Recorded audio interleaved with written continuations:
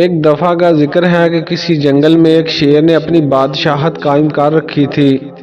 وہ جس جانور کو بھی حکم دیتا تو وہ جانور فوراً اس حکم کو بجا لاتا، اور اگر کوئی جانور اس کی حکم عدولی کرتا تو اس کی شامت آ جاتی۔ شیر اسے مار مار کر ادموا کر دیتا، اور دوسرے جانور یہ سب کچھ قریب سے دیکھتے رہتے۔ ایک دفعہ خدا کا کرنا ایسا ہوا کہ شیر نے حسب معمول گیدڑ کو حکم دیا کہ وہ بازار جائے اور اس کے لیے ڈھیر سارے کھانے لائے۔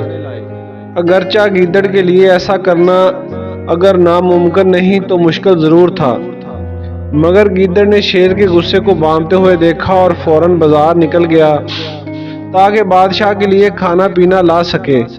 مگر اسے اس وقت سخت حیرانگی ہوئی جب گیدڑ خالی ہاتھ بادشاہ کی خدمت میں حاضر ہوا اور اسے تمام کہانی سنائی کہ اس نے سارا شہر چھان مارا مگر اسے شیر کے لیے کہیں سے بھی خاطر خواہ کھانا نہ مل سکا۔ بس پھر کیا تھا، شیر پیچھے پیچھے اور گیدڑ آگے آگے۔ اگرچہ گیدڑ شیر کے شکنجے میں تو نہ آ سکا، تاہم وہ اتنی دور نکل گیا کہ شیر کی پہنچ سے بہت آگے چلا گیا۔ بادشاہ شیر جب تھک ہار گیا تو اس نے واپس جنگل جانے کا فیصلہ کیا۔ دوسری طرف گیدڑ نے اللہ سے دعا کی کہ یا اللہ، میں دوسرے جانوروں کی طرح کمزور اور ناگوار ہوں، اپنی قدرت سے شیر کو ایسا مزہ چکھا کہ وہ کسی دوسرے جانور پر نہ حملہ کر سکے اور نہ ہی اسے کوئی حکم دے سکے۔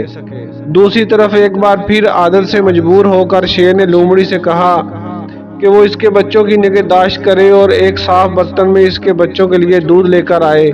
لومڑی بانپ گئی کہ ضرور دال میں کچھ کالا ہے اور شیر اسے بھی حکم سے زیر کرنا چاہتا ہے۔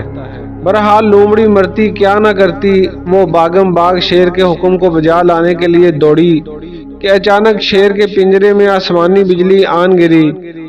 شیر کے بچے بھی اس آسمانی بجلی سے سہم گئے۔ جب شیر بری طرح زخمی ہوا تو اس کے بچے بھی ڈر گئے اور بچے ڈر کے مارے ادھر ادھر بھٹکنے لگے۔